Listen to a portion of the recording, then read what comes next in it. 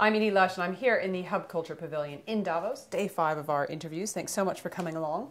And Lim O'Brien, Vice Chairman and Partner, Global CEO and Board Practice for Heidrick and Struggles. Tell me what you're thinking about talent. I've had several people in your chair talking about how looking for new talent is actually changing in this digital world. Yes, indeed.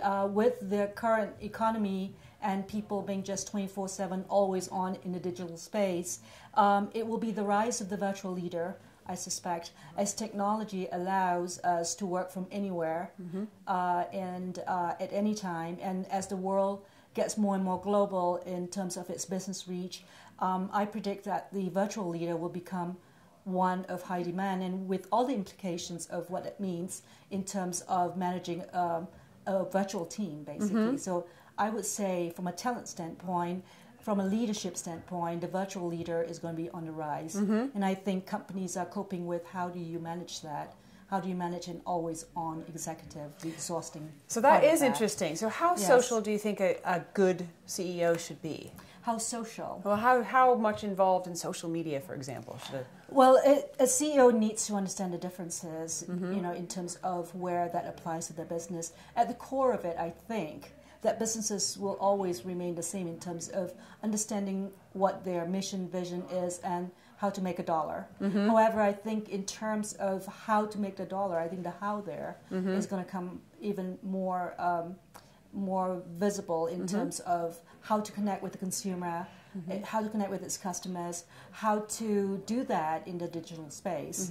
And everyone, even kids, are always switched on. So when you think about the norms, the digital norms that that are starting, to kind of dictate the workplace, the home, and even within government, what is acceptable behavior, what is not acceptable, as as the millennials right now respond to life and work, and the question of what their priorities are, is all shifted, and the virtual world and the realities are just so blurred in terms of the lines.